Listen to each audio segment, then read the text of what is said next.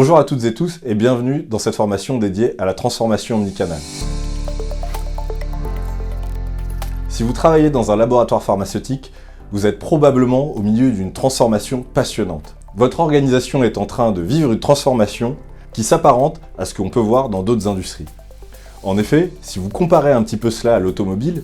vous pouvez voir que les industriels de l'automobile sont engagés dans une course qui les emmène petit à petit vers plus d'automatisation, plus de technologie intégrée, plus de personnalisation de l'expérience. Par exemple, les véhicules autonomes. Pour construire un véhicule autonome, il vous faut de la connectivité, une juridiction adaptée, un environnement adapté, c'est-à-dire du marquage au sol, de l'accès à Internet, mais aussi un ensemble de pratiques, un ensemble de méthodes de construction qui sont différentes. C'est un peu la transformation qui est en train de vivre l'industrie pharmaceutique. À savoir que là encore, pour obtenir une expérience qui correspond mieux aux attentes des professionnels de santé et des patients, il y a la nécessité d'adapter les canaux, les contenus et donc les technologies employées, ainsi que l'environnement juridique, l'environnement réglementaire, et tous ces éléments sont assez comparables. Et donc on peut filer une analogie et une comparaison entre la construction d'un véhicule autonome et la transformation digitale et technologique que subit le monde de l'automobile à ce qui se vit aujourd'hui dans le monde de la santé. Concrètement, quand on voit aujourd'hui ce qui se passe dans l'industrie de la santé, on voit qu'on va vers des plateformes omnicanales ou vers des systèmes qui visent à diffuser le bon message au bon moment et à la bonne cible, et si possible de manière automatisée, un peu comme une voiture autonome.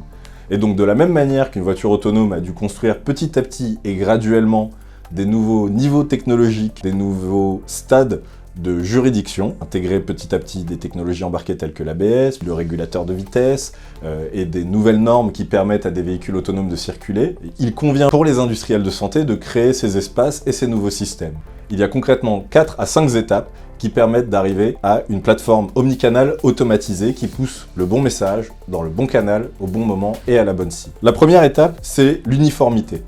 De la même manière qu'un véhicule autonome a besoin d'un marquage au sol, d'une signalisation et d'un code de la route uniforme pour circuler et avancer d'une manière autonome, pour construire votre futur modèle omnicanal, vous allez devoir d'abord concrètement travailler sur cette uniformisation. Et vous allez le voir, cette uniformisation comprend à ce stade peu de technologie. Ce sont beaucoup d'éléments méthodologiques et liés à la conduite du changement. Nous les avons d'ailleurs évoqués dans les 5 piliers de l'omnicanal, qui sont une autre formation proposée par IFIS Interactive et Digital Pharma Lab. Cette première étape, donc, l'uniformisation, consiste à créer la personnalisation et la méthodologie qui est attenante à cette personnalisation,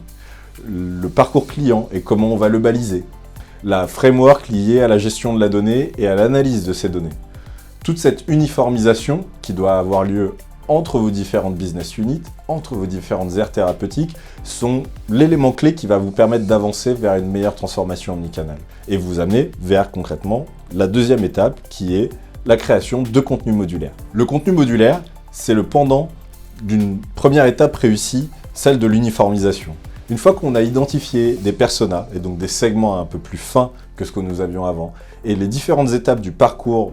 client, vous allez pouvoir créer des blocs de contenu qui sont associés à un segment et à un parcours clé. Très concrètement, vous allez pouvoir vous dire, pour tel professionnel de santé qui appartient à ce profil et pour ce niveau d'adoption, prescripteur ou non prescripteur, voici les contenus que je vais employer. Et vous allez donc créer des différents blocs de contenu qui pourront être assemblés selon les besoins et ils vous permettront de faire une personnalisation plus rapide et plus efficace. Ce qui vous mènera donc naturellement à votre troisième étape, à savoir la création de services liés à votre médicament. Une fois que vous avez pu créer une certaine uniformisation méthodologique et réussi à créer du contenu modulaire, la troisième étape consiste à créer des services, puisque vous le savez, et avec une certaine tendance beyond the pill qui a été souvent employée dans l'industrie pharmaceutique, les services sont aujourd'hui une nouvelle manière de se démarquer dans une ère thérapeutique donnée. Et donc, avec du contenu personnalisé et modulaire, et donc plus efficace à créer, plus rapide, vous allez pouvoir dégager du temps concrètement pour créer des services, vous intéresser à ce que vos professionnels de santé et patients attendent de vous, et à quels besoins ils rencontrent, quels challenges ils rencontrent, pour pouvoir y répondre au mieux. Ces services seront bien entendu des vecteurs de contenu, mais aussi des vecteurs de valeur ajoutée en termes de services, qui vous permettront donc de répondre au mieux aux besoins des professionnels de santé et des patients. Ensuite,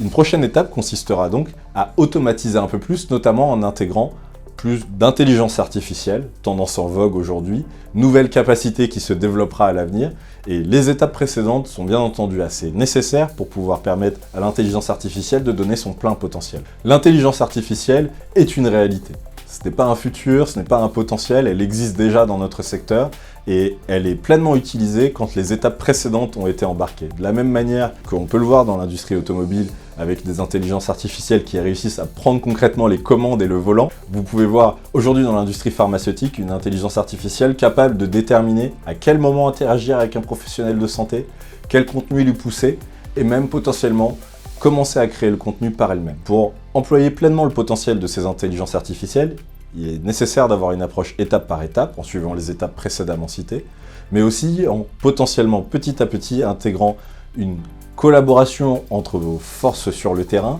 qui est capable de générer des insights, des data, et l'intelligence artificielle qui petit à petit doit être éduquée et vous apprendre des choses sur votre clientèle. Ce qui vous mènera petit à petit à votre 5e étape, qui est la complète automatisation de votre plateforme omnicanal. En aboutissant l'ensemble des étapes précédemment citées, vous pourrez créer une plateforme omnicanal automatisée capable de pousser le bon message dans le bon canal et au bon moment à la bonne cible.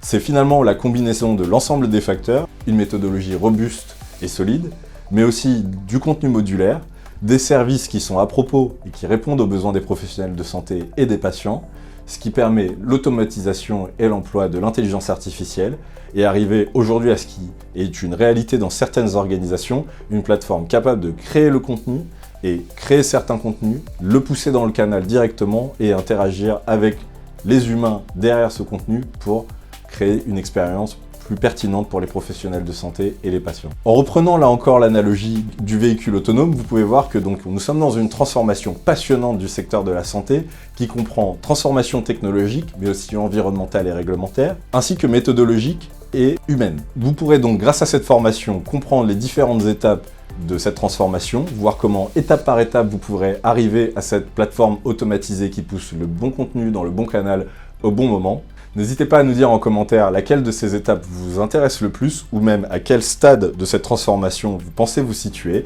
Nous espérons vous voir très prochainement dans notre formation. À bientôt.